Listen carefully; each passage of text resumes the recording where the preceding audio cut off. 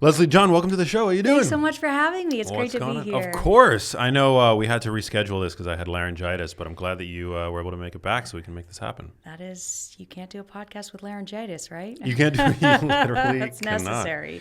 It happens. I don't get it frequently, but I had it and it was bad. And but I wanted to give your book, at least on this show, It's Full Day in the Sun, because it's such an important topic, revealing the power, the underrated power of oversharing, which I think it's an interesting line to walk. I mean, so many of us, we often feel a sense of regret after opening up, sharing TMI, as it were. Completely. I think, in some sense, we treat TMI as the greatest social sin, right? When we live in fear of it. And that's real. I mean, TMI is real. We've all felt that sting of TMI, but I think we've been paying not nearly enough attention to the other kind of problem. We didn't even have a word for it until I came along. TLI, too little information. I've become increasingly convinced that is a much bigger problem. It's very interesting. Do some people naturally feel inclined to share more about themselves than others? Yes. In fact, one of the people often ask me, is there a revealing personality? And there are personality correlates. So as psychologists, we have this framework for thinking about personality, right? The big five, you may have heard of it. So there's 5 attributes. It spells ocean. So let's see if I can do it. Openness to experience, conscientiousness, extroversion, agreeableness, and neuroticism, which is like dark or very emotionally up and downy. I think Larry David. Yes, you're right. The neurotic archetype. Completely. That is the neurotic archetype, yes. And so there's one of these that is very strongly predictive of our willingness to reveal. It might not be what you think. Do you have a guess? I would guess low neuroticism. Correct. That is the second biggest predictor. There's one that's a huge predictor. Okay. But that's a good, yeah. Wait, what was the O? O is openness to experience. Openness to experience. Yeah. Conscientiousness, extroversion, agreeableness, neuroticism. High extroversion. So that's what I thought too. That's exactly what I thought. But then I collected data on it, and I found that extroversion is actually not at all related. It's not correlated. Which then it made, after processing the data, I thought, oh, that makes sense, because when you think of an extrovert, we love extroverts because they're bubbly and talk a lot and they have positive mood. But talking a lot, decibels doesn't equal depth, right? And in fact, one of my bestest friends in the whole wide world, she's a huge extrovert, and she herself has said, sometimes I wish vulnerability doesn't come easy to her, and yet I am more on the introverted side, and I'm kind of quite revealy. And so without further ado, drum roll, the personality trait is agreeableness. Interesting. Yeah, it's kind of one of these findings that, like, again, I predicted extroversion too, but then once you get the data, you're like, oh, that makes sense. Because agreeableness, gets along well with others, essentially, and people who are agreeable have a lot of trust in the world and in others. They go around thinking basically that people generally have benevolent intentions. And so if that's your mindset, then revealing, which takes social risk, doesn't feel so scary, and you're more apt to do it. Sometimes it bites you, as I've learned, as we've all learned, but people who are agreeable, that is the most strong characteristic personality trait that predicts willingness to open up. Very interesting. I'm trying to draw a correlate to my own personality, I guess, because I tend to, I don't really feel any sense of gatekeeping around my own, my own inner life. I feel like on the podcast, in my social life, I'm pretty willing to share about myself. So I don't know. I guess I would also consider myself an agreeable person. Yeah, that jibes. That fits. Yeah. I think it's that's so interesting. It's interesting though, because even though, yes, I am agreeable. I mean, I'm Canadian. How can I not be agreeable? And I am revealy. It wasn't, as I wrote the book, I realized that even I, card-carrying oversharer, there were things that I was holding back that I didn't even realize I was holding back until I wrote the book. like I realized that, my brand of oversharing is kind of, self-deprecating, performative, almost performative, but like making jokes at my own expense. And I realized as I wrote it that one of the things I, card-carrying overshare, struggle with is opening up about feelings, really tough stuff, deep stuff. And so the point is that even though we all have these different natural tendencies towards being more open or closed, even those of us who tend to be more open, we still could benefit from opening up even more oftentimes. Is there anything sacred though? Is there Yes. what shouldn't be shared about? Yeah, I mean, there's lots of things. I mean, I think that it's hard to say, and I know you're not asking it, that you should never share X, right? It's so context dependent. It's so reading the room. And the way I think about it is, I think that people that are best, that do this well, revealing, and I really do think revealing is a skill, they have the most what's called disclosure flexibility. So they're the ones that are able to go completely open in the right place with the right person to completely guarded. Like if you're doing like a really tough business deal and you're working with people that you're not sure you can really trust and it's super competitive and you have misaligned goals, then caution, caution, caution. If you're with your partner, you're the love of your life, what in my view we should be going for there is complete emotional intimacy, which means you can tell that person anything. It doesn't mean that you should say anything anytime to that person, but what it means is that like you are able to you can talk about any topic, anything that's ever on your mind at the right time, you can talk to them. So it's people that are able to really be nimble across that whole spectrum and have a wide range. Wow. To do well. It sounds like it requires a degree of cognitive flexibility. Completely. Yeah.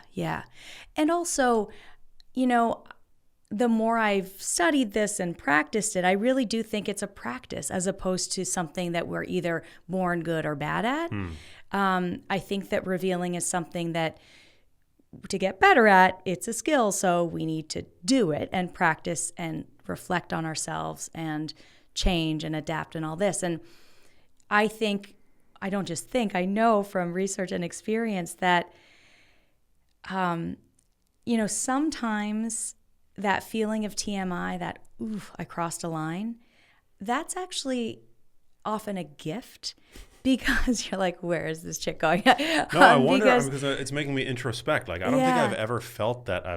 It's very rare. So then you're not doing it enough. That's my theory is, if you never feel like you've gotten to the line, you're not going far enough.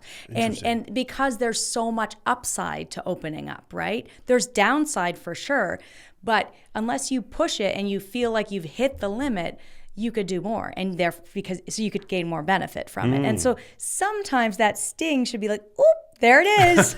Oop, there it is. And then you can kind of dial back. An analogy is an amazing scientist, economist, academic. Her name is Linda Babcock. She studies negotiation. She's written many books on like women and negotiating in particular. And one of the things she said to me once was, Leslie, if you always get what you want, you're not asking for enough. It's the same thing with revealing. If you never get to that slight cringy, you're not doing it enough. No, it reminds me of the quote, you've got to go there to know there. Yes. And I use that quote when thinking about, it's an internal framework that I use when thinking about like lifting. You have to. I was thinking about sports too. Yeah, you have to. You don't necessarily need to go to failure with every lift, right? But you have to go to failure occasionally, or at least you should, completely, to know where it is, so that you can gauge your reps in reserve. Like completely. It doesn't like the benefits of going to failure aren't that much different from going just a few reps shy of failure. Right. But you have to actually go to failure every now and then. You need to know where it is. To know where it is. Exactly. That's such a great analogy. I totally agree. So it's interesting. The drawing, the analogy to, or likening it to sharing of oneself. It is a valuable line to skirt so that you know where that line is. Exactly. what was the last time because you've been doing, now you're making the rounds on these various podcasts. Do you make it a point, like, how do you practice what you preach? Do you like make an effort to practice what you preach, like on the podcast, to like share something revealing about yourself? Sometimes. I mean, it's not my goal for every podcast, I would say. People probably have you on like expecting you, okay, here's the oversharing girl. So I in my daily life, as I said, it's a practice. So I do try to do it. So here's an example. This happened to me on the Amtrak the other day. So I'm even sitting in the quiet car. So it's like taboo to say something too, right? I love the quiet car. It's my happy place. So I'm sitting there, and there is someone who looks a lot like an author who I don't know, but they're a famous nonfiction author. And they looked a lot like this person. And so the old me would have been like, whatever, I'm not. But if it was this person, so this person, we share the same editor, and we sent him my book. And so it wouldn't be like total weird random fangirl. Like there's some point of connection, potentially. And so I just thought, if I don't go up to him, I'm going to like regret it. And it'll be funny either way, right? If it's not him, it'll be hilarious. If it's him, it'll be like cool to like actually put a face to a name. So I go up to him, and it was not him. It wasn't him? Oh, man. But it was funny because so I said the name of our mutual editor. I said, do you know, I said her name, and because I thought that would be a good way to show that I'm not just like a weird, creepy person. Weird fan, that you're like in the inner circle. Yeah, like there was some point of, right. And he said, yes. I think because it's a pretty common name, and maybe because I was being nice and he was a nice person. So he's like, yes, and right. And as he's jogging his mind, he's like, yes. And I'm like, my book is on your desk. And he was just looking at me like increasingly like, who is this person? Interesting. And then I explained, and we had a great laugh. And so that's an example of where like I would have held back. And what's the harm, right? What's the harm? He was probably delighted that someone, like, he didn't seem offended at all. I was nice. He was nice.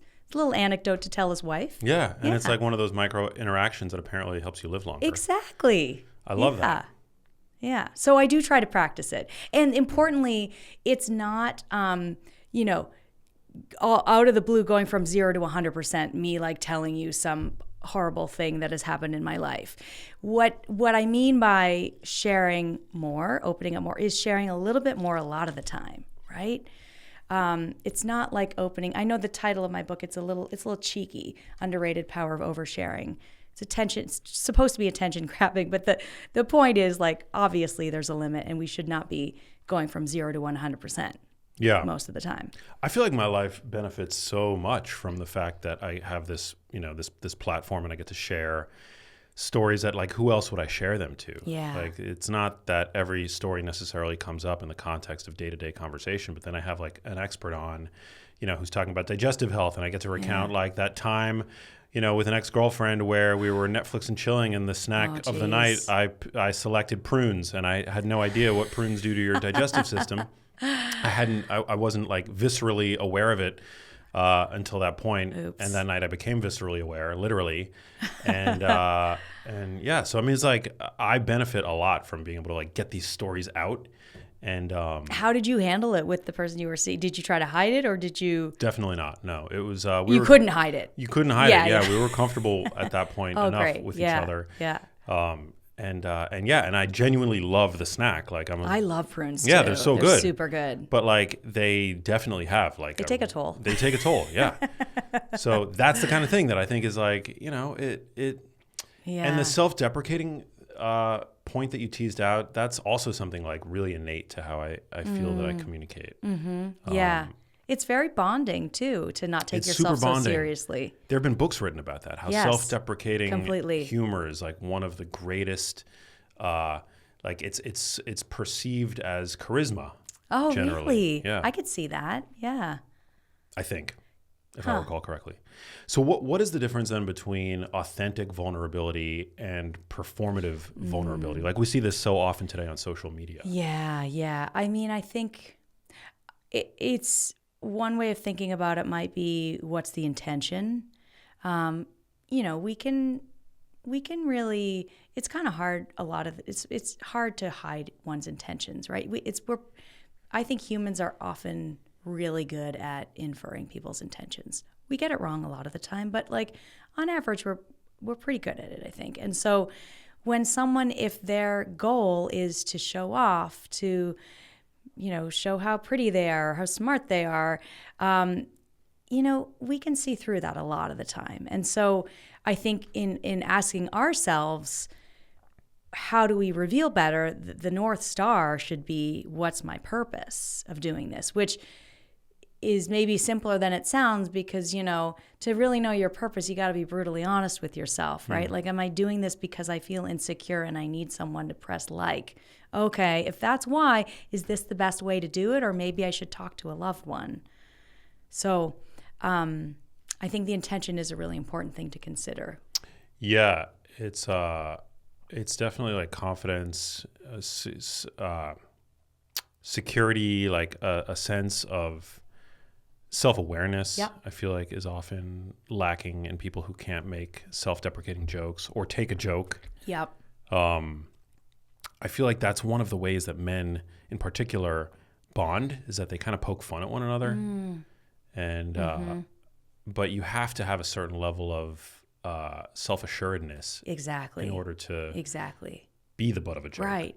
And it shows, like, it demonstrates self-assuredness if you can make fun of yourself, right? It's very, very compelling. It's a compelling display of confidence. It's kind of ironic, isn't it, that by like revealing, for example, that sometimes you don't feel confident, that actually shows you're confident, because Totally. you have the guts to say it.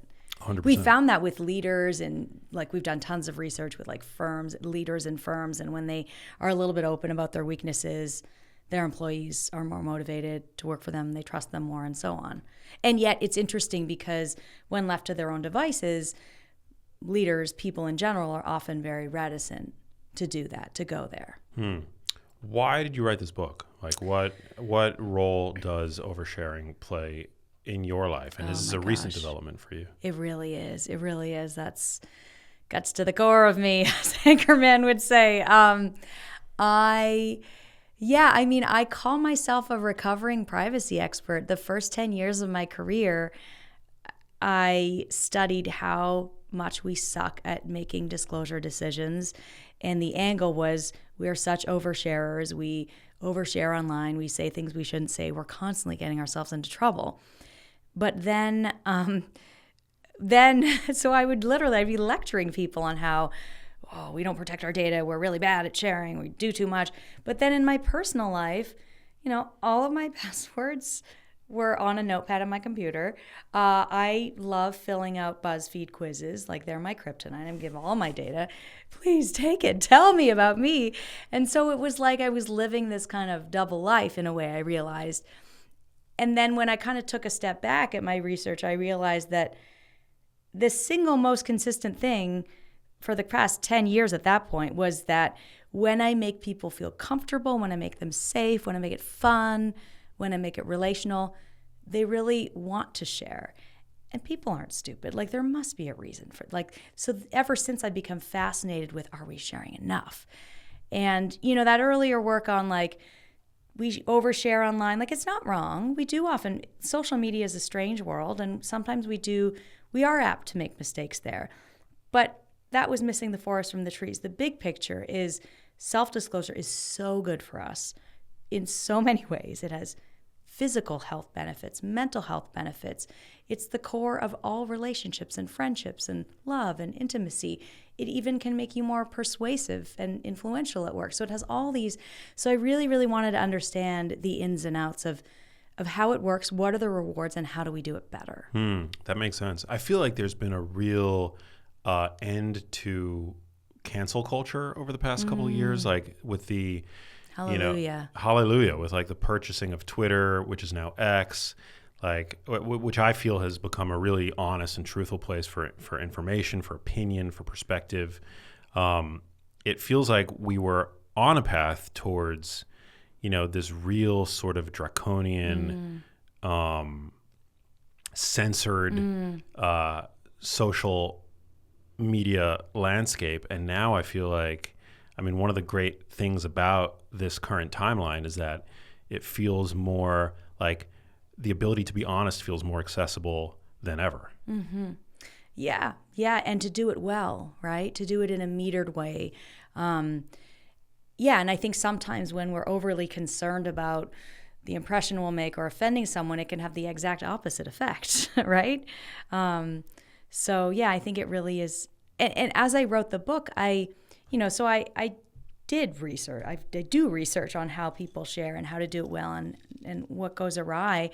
But it wasn't actually until I wrote the book that I used myself as a guinea pig and I started doing this stuff, right? Like I was a dispassionate researcher, which is great as a researcher. You don't want to get too involved in a way, right? So you can stay objective. But then when I wrote the book, I really started applying the stuff. And that's when I really internalized, holy cow, this actually works. Like all the stuff about, when you write about even diary keeping, when you put the swirling thoughts that are in your mind, when you literally put words to them on paper, that is so therapeutic. And it's one thing to like know it in the abstract. It's another to do it and experience it and live it. Any horror stories? Yes. So, well, yes. And there are many of them in the book. I still love that self-deprecation. And I mean, give us there has to be an example of a time when you shared, like you were trying to find that line. Yeah. You shared, and maybe there was a sense of regret. I don't know. So many examples. Okay, so here's one.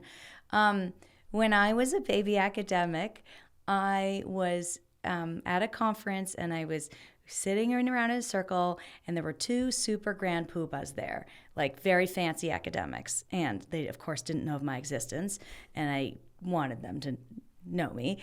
And someone had the great idea of, let's go around the circle and share our most embarrassing story ever.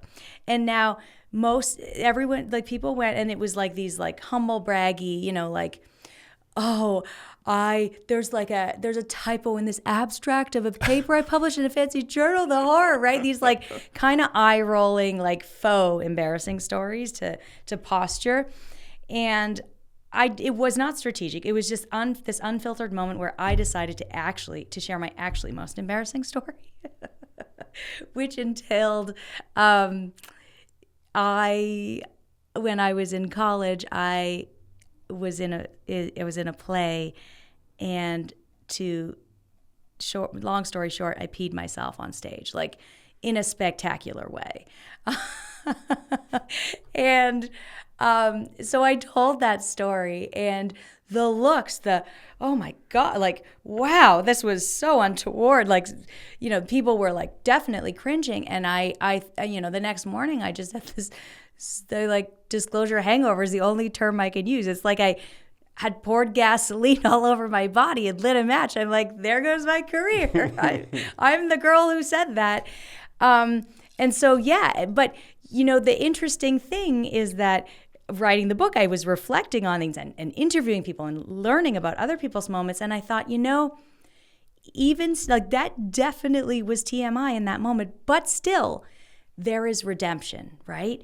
Because those two fancy grand poobahs, they became two of my closest mentors. They opened doors in academia I didn't even know existed. And I know that it's not in spite of my story. It's partly because of it, because they were like, one of them, I call him he's my academic big brother. And he said, because you were real, because you were funny. Like it was funny. Yes, it was at your expense, but it also, when you share something like that, people trust you and they like you. And so, yeah, you look like a fool, but also respect too, right? Yeah. And so that's the thing is like so many of these TMI moments, there's often an upside that we don't appreciate in the moment. Yes, we can for sure cross the line and like genuinely there's no upside. Like we say something truly offensive to someone, but still, it's not a one-shot thing. We think of this as like, that's the end. If you say something at work that offends someone, you can go to their office later, stop by and ask them how they feel and have a conversation, right? And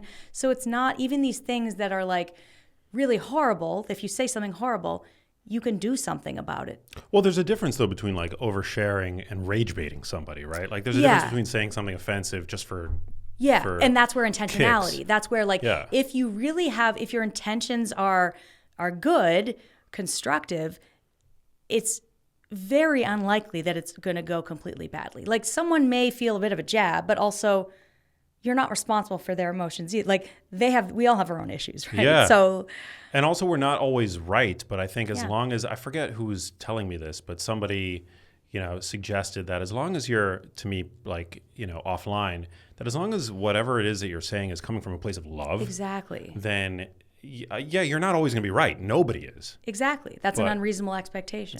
But like it's defensible. Whatever you say is ultimately defensible if you believe it to be true and it's coming from a place of love as opposed to hate. And oftentimes I've discovered that if you feel, sometimes the answer to oversharing is actually to share more, not less, right? Like if you said something that you think you left people misunderstanding you, then you can say, hey, I think you may have misunderstood or I may have miscommunicated, right? And yet we often clam up in those moments when I have found that doing the opposite of like sharing more, leaning in more. I hate the word leaning in, but you know what I mean. Yeah, totally. No, I think I am not prone to like being embarrassed. Yeah. It sucks. Yeah. Like you're not as in you just like it or you No, I'm not prone. I don't feel like amazing. That's so liberating. Yeah. Like I think Can I have some of that?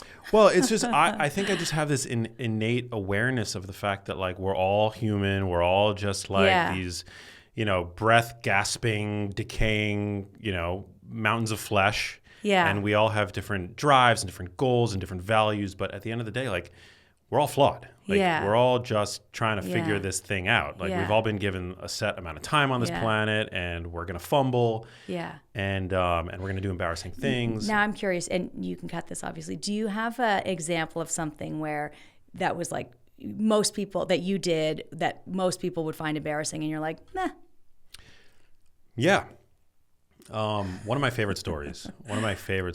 I had, there were, on 2 occasions I woke up from sleep and I had severe testicle pain.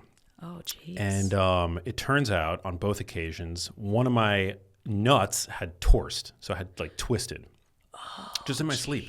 It wasn't even like a fun story associated with just a twist. You moved somewhere. Just Do you like in sleep naked or with boxers? I sleep naked. So does that compound it? Well, it's not supposed to happen to adults. Like it's not a common thing.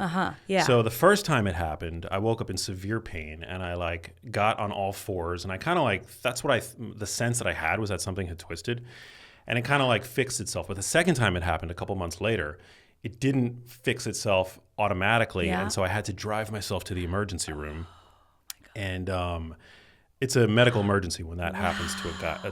It's called testicular torsion, intermittent testicular torsion. And I believe it's like 6 hours. Like after 6 hours of being torsed, like the the tissue sperm, dies. And you can't generate sperm, or what's the? Well, no, the tissue dies, and then it becomes like this necrotic thing in your body, and it can get infected, and it's I'm like such a mom. it's I'm really like bad. Reproduction. We need those. No, it's really bad. Yeah. Oh my gosh. Wow. So, and it's not to mention the pain. You must have been the most crazy. It was swollen, incredibly painful. I don't know how I was even able to drive to the emergency room, but I get to the emergency room, and but I have like a sense of humor about it. Like it's like I was. It wasn't like. I mean, it was really awful pain, but I was like managing it. I was like able to manage it enough to get to the emergency room. And I'm in the emergency room, and I'm in the bed. I'm waiting for the physician to come in, and the physician who comes in is like this really cute girl. And I was not embarrassed. I was like, okay, this is awesome. I've got like a really cute physician who's about to save my life, pretty much. And it was like a really funny kind of interaction. And I could detect in the moment that there was a bit of a vibe as she was like untorsing I love this so much. untorsing my testicle. And so medically, like they had to have this other team come in. And ultimately, they called down the resident urologist, and I had to have a surgery because it's not if it happens like and you're in a remote location. Like again, it's a medical emergency. Like so, there's a procedure that they do, and I ultimately had to have surgery there. Because this is not but but I'm like, can't you just untwist it?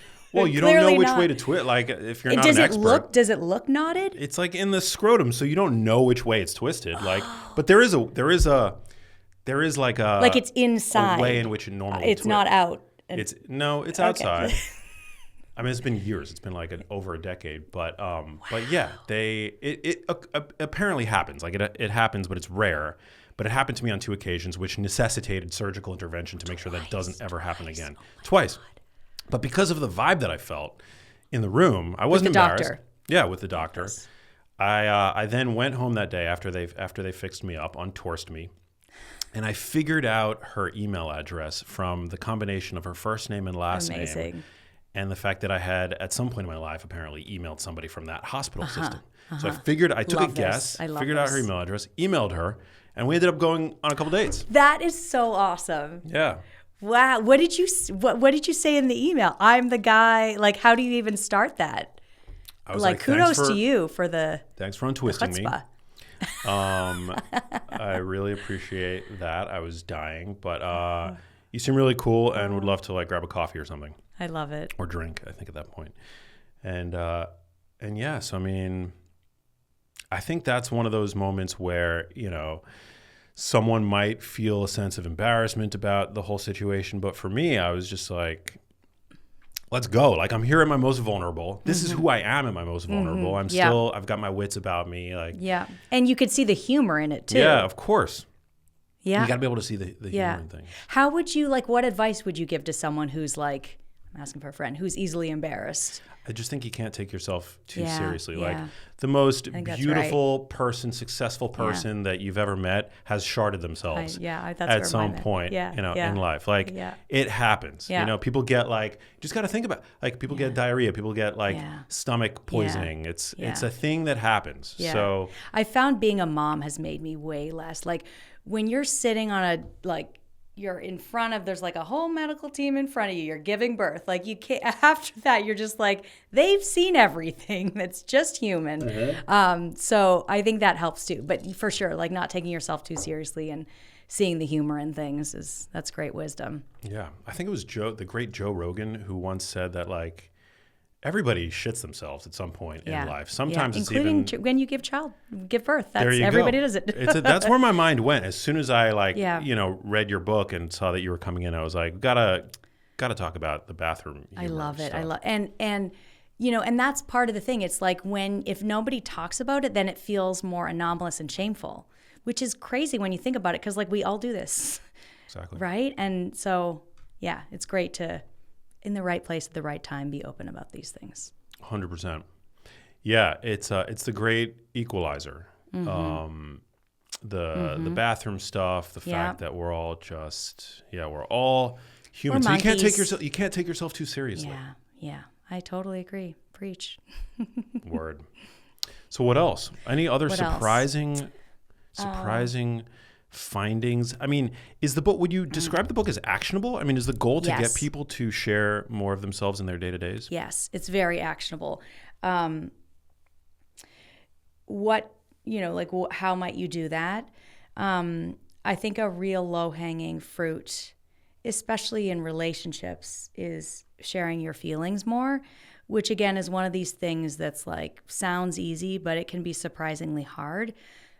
Which I learned myself as I was writing the book. I was talking to my therapist about something. I honestly don't even remember what I was fetching about. And he said, how do you feel? And I said, well, I think, or my friend feels. And he's like, no, how do you feel? How do you feel? He just kept asking it until finally trained psychologist, said, what is a feeling? And it made me realize that, like, to open up well, you need to have a certain degree of emotional literacy that I didn't have. It's still a work in progress. I'm in my 40s. Better late than never, right? And then one of the things, he handed me this tool called a wheel of emotions. I don't know if you've heard of it. There's lots of them on the internet, but I have one in my book. I made the one in my book. The one in my book is even simpler because I needed a lot of remedial help. But it's so helpful for gaining emotional literacy. Basically, it's a tool where it's a wheel. You start in the core, and the first question you answer is basically thumbs up, thumbs down. whatever you're feeling, are you feeling, is it pleasant or unpleasant? And I'm like, okay, I can do that. I can do that. And then the next step, once you, okay, it's unpleasant, then it gives you two choices, angry or sad. Okay, so those are like the basic negative emotions, right? Okay, that I can distinguish between. But then going further out, like all the gradations of sadness, like crestfallen, depressed, all of those, frustrated, I could not distinguish between. But this is why the wheel is so helpful. You can see the building blocks of the emotions, and then you literally can expand your emotional vocabulary. And when you can expand your emotional vocabulary, you can then become more expressive and you can communicate better your feelings with your partner, for example. So that was a really helpful tool for me. Another helpful thing. Do you think do women seem to excel more so than men? Because women, I mean, I don't know this to be true, but I would suspect that women have generally richer emotional vocabularies than men. Yes, absolutely. Women are more emotionally literate than men. And, as I wrote the book, for every question, there's a million more questions I have. For example, is that nature or nurture? And the answer to that question is it's both, like many things. And I think more importantly, though, because so much of it is, because there's only some component that is nature, you can make huge strides at any point in life in gaining emotional awareness. And this tool is helpful with that. Another thing that is really helpful, that I have found helpful, is recognizing the opportunities to open up. So to open up more, it's so abstract if I say to you, yeah, you should open up more. What the heck does that mean? How do I do it every day? One of the things that I started doing was keeping track of the things that I said and the things that I did not say every day, because typically the things that you don't say, they go under the radar. The thought of opening up does not even occur to you. So, for example, I'll just take you through a super quick example. So, listener, imagine you wake up, and I'm going to keep track on my hands here, the things you say and the things you don't say. You wake up, you roll over in bed, you say, "Good morning, honey, I love you." You say that. You don't say, you think to yourself, "I slept like crap. When I don't sleep well, I can't regulate my emotions. I'm going to need an extra TLC and hug today." You don't say any of that. You get to the bathroom, you're brushing your teeth, you're standing next to your spouse, your lover. You think to yourself, "I look older than I thought I would at this age. And wait, is that acne? Why do I still have acne?" You think that. So we're not even at breakfast. I'm at 5-1, right? And the old you wouldn't have even occurred. At least this was my experience. It would not have even occurred to me to share those thoughts. In this case, 5-1, all of these things that I did not say, I think those should be shared.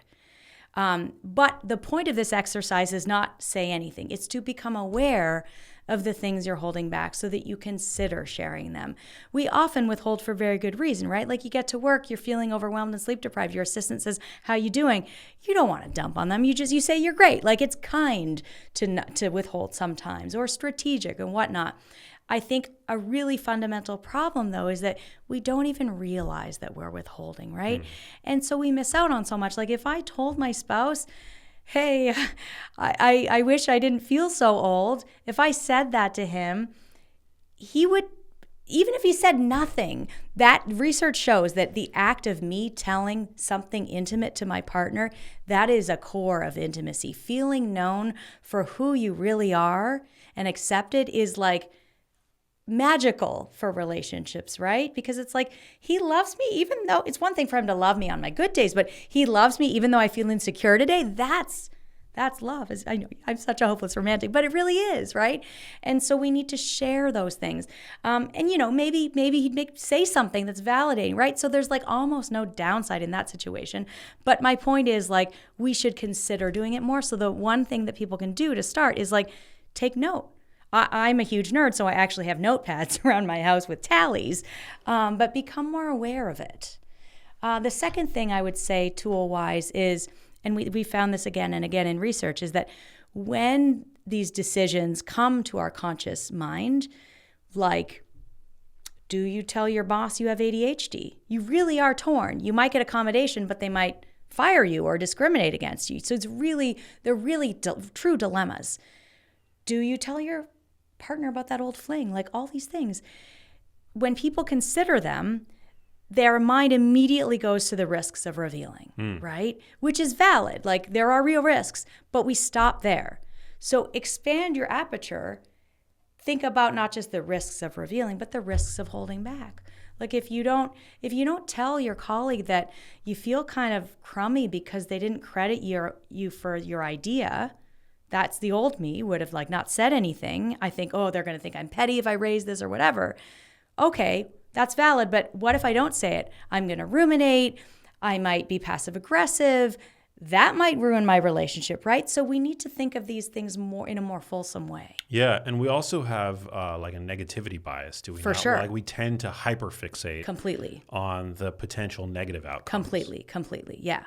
And we don't, that's also why I think the self-reflection piece is important, which I engaged in writing the book, which is that, yes, I tell lots of these self-deprecating funny stories, but they're also intentional because as I wrote it, I realized, wow, the long game, like these grand poobahs who I told the embarrassing thing to, they became my closest mentors. So kind of you got to take the bad with the good or the good with the bad and appreciate the good as well.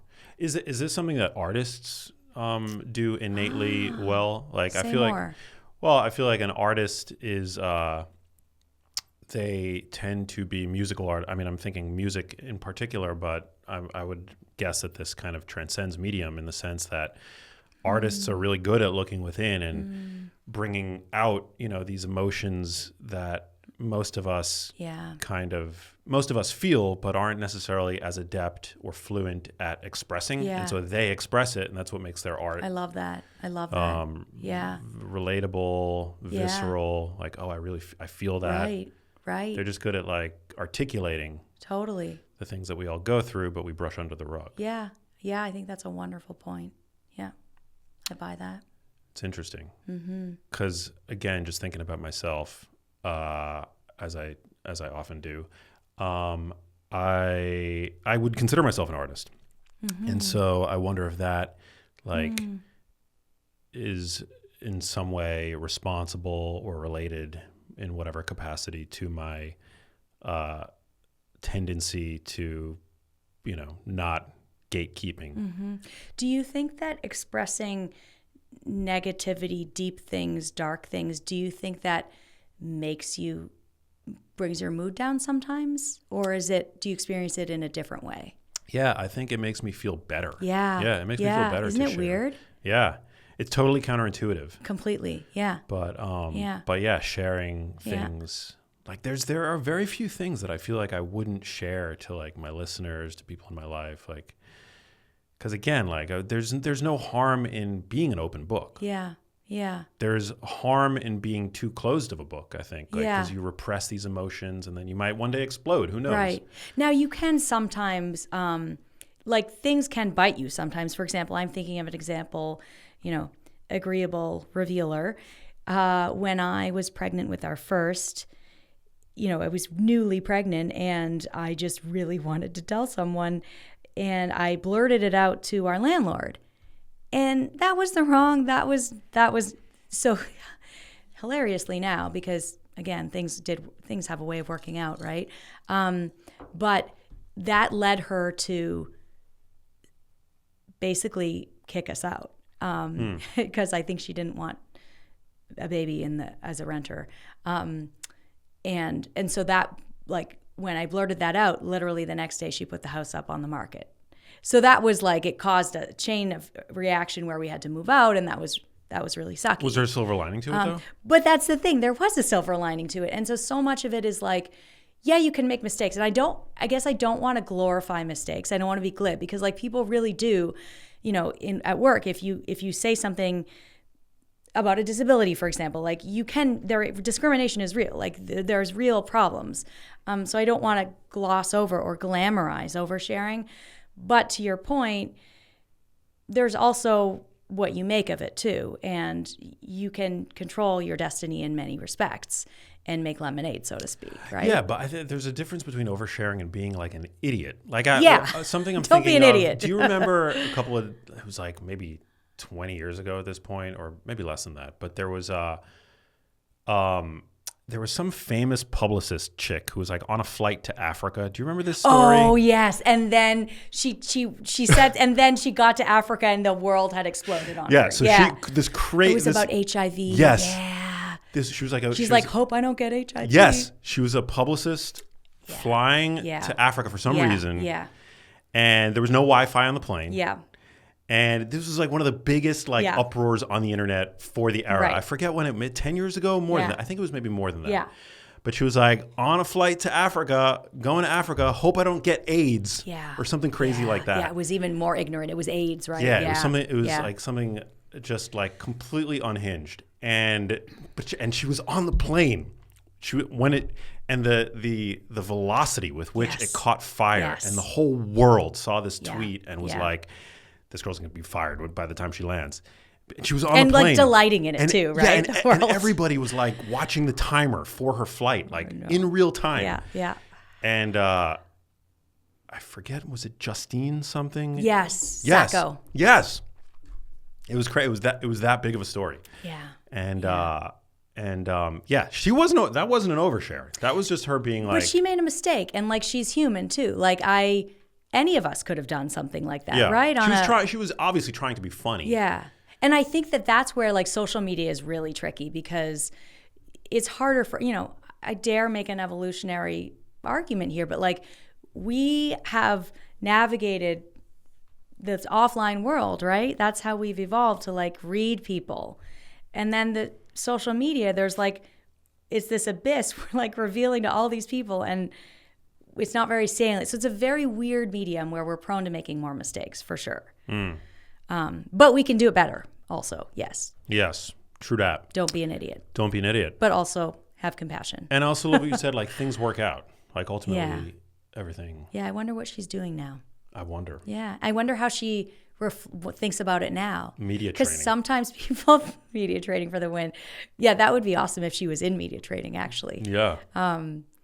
But I wonder what she would say as like that. That is a part of growth too, is when you're able to even take your darkest moments and not say you wish you repeated them, but are able to articulate the growth or that there is some benefit out of them. Are there cultural differences in terms of how much people reveal? Yes, definitely. In fact, when I had my book proposal and trying to get publishers, my literary agent, that sounds so fancy, sheepishly came back to me and said, we asked basically every publisher in Japan and we got one offer.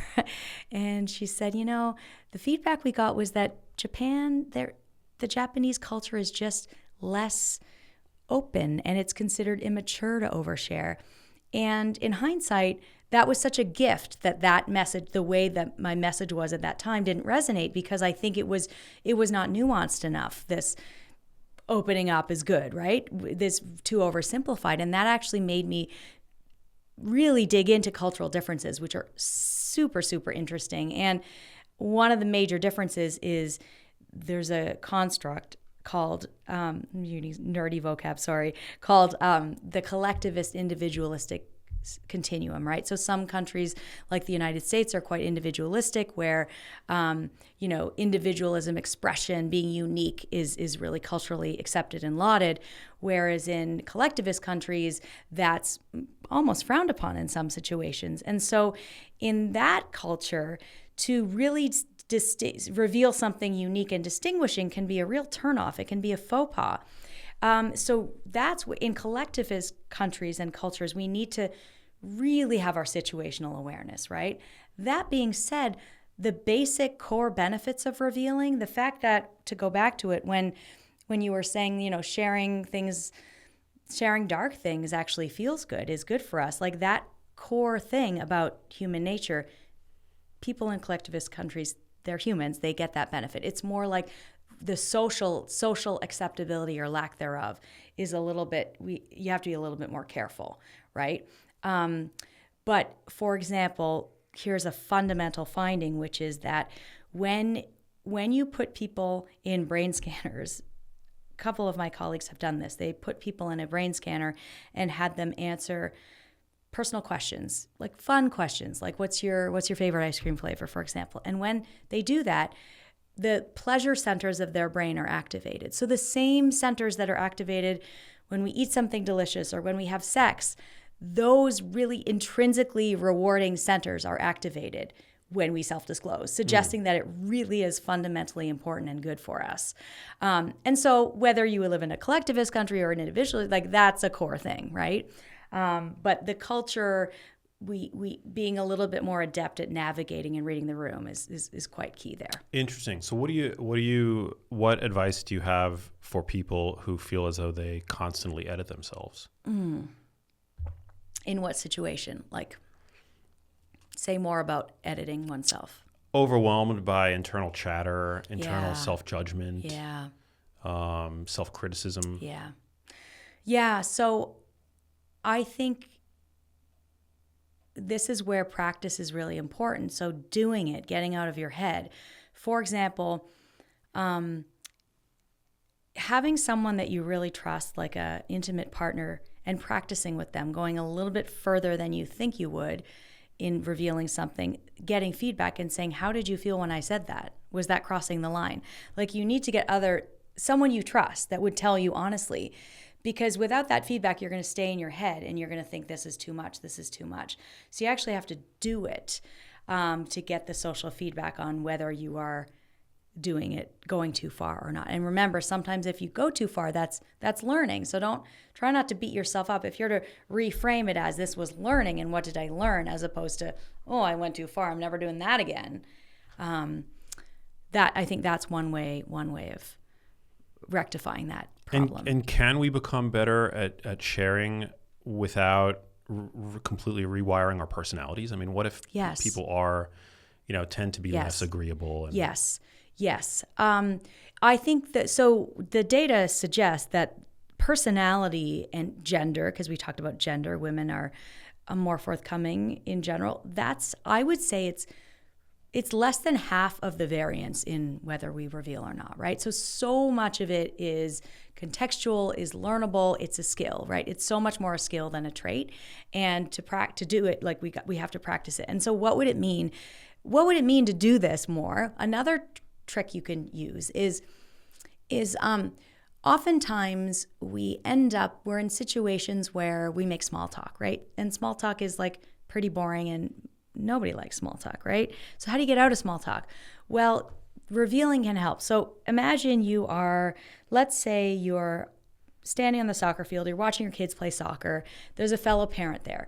Usually we tend to make small talk, we comment on the situation. We're like, hey, the kids look like they're having fun. Okay, super boring. How would you elevate that and make it more revealy? Well, you could say, instead of commenting on the situation, try asking yourself, what does this mean to me, right? So if you do that, you can go one step deeper and reveal. So to be concrete here, instead of saying, hey, the kids are having fun, you could say, they're laughing so hard. I don't even remember the last time I had a good belly laugh, right? Mm-hmm. If you say that there, it's like, oh, that's a reveal, right? It's not like something deep and dark, but it's a reveal. And then the acquaintance is now going to laugh, or they're going to say, oh my goodness, the last time I had a belly laugh was blah, blah, blah. And if they don't, then you can ask them a question. So there's these like really, really practical tools you can use then you're off to the races, right? I love it. Yeah. My first job out of college was hosting and producing content for a TV network in the US called Current TV. Mm-hmm. And I remember I was like so green, and I was fresh out of college. And at the time, like, the figures that you would see on TV, I mean, this is like the era of MTV. It was like Carson Daly. It was like all these like, VJs and whatever, which is kind of the archetype that I had modeled myself after. And my first couple of weeks on camera in this job, I was completely ignorant, and I thought to myself, the cooler I make myself seem, the cooler I'm going to be perceived as. Yeah. But that's actually the exact opposite. Yeah. Like, completely. Yeah. The more revealing you are, the less seriously you take yourself, the more you can poke fun at yourself. That's what actually projects cool to people. It's not like, look at how cool I am. Right. Like that doesn't. If you're read as trying cool. to be cool, you're not going to be cool. Yeah, exactly. Right? It's like pick me behavior, try hard, or whatever, however you want to describe it. Now we do need to be careful. So I'm thinking of, in the workplace where you're a new, or if I just give my own example, like especially when I was starting out as a junior professor, teaching while female at HBS is not for the faint of heart. I was young. I looked even younger. I never really had a real business job. And here I'm teaching Harvard MBA's marketing, right? Like if I was to say to them, I'm feeling nervous about teaching this, like, no, can't do that, right? That's going to undermine you. So there are times when you really should hold back, and it will undermine your competence if you're super forthcoming about how you actually feel, right? But at the same time, it would be ineffective for me to pretend like I'm this august, I know. No, right? Just be you, but be maybe a little bit of a filtered version of you, that where you're modeling the way you want to be, that you're act like the competent professor that you are in your heart, even though you feel a little bit anxious about it. So there is for the listener that's like, wait a minute, I hear you. I totally hear you. Man. Lots of wisdom here, though. Thank you for coming out and for sharing your work with us. Super interesting. I mean, oversharing is I guess it's a big part of my life, and I wouldn't have it any other way. So, same. Well put. Yeah. Thanks again for writing the book. I've got one last question for you, but before we get to that, where can people pick up Revealing, and how can they connect with you on social media? ProfLeslieJohn.com, and my socials are the same, Prof. Leslie John. Love it. Well, the last question that gets asked to everybody on the show, what does living a genius life mean to you? Oh, living a genius life means being comfortable in your own shoes, which is easier said than done, I think. It is, but it's worth putting in the time, doing the work, and making the effort. Yeah. Completely. And it is an effort, right? Yeah. I think we're all a work in progress. At least I consider myself a work in progress. Yeah, and I think it's also helpful to like continually remind yourself. I mean, I had a very visceral experience of mortality, like in my own life, but I don't think you have to have that in order to remind yourself continually that like we only get one go around, and you owe it to yourself to be the truest, most authentic version of yourself that you can be. Completely. It's so rewarding too. It's so rewarding. Yeah. And really there's no other way to do it. I agree. Well, thanks again. Yay. Thanks. Thank you guys for listening. Love you all, and I will catch you on the next episode. Peace. Hey, if you liked that video, you need to check out this one here, and I'll see you there.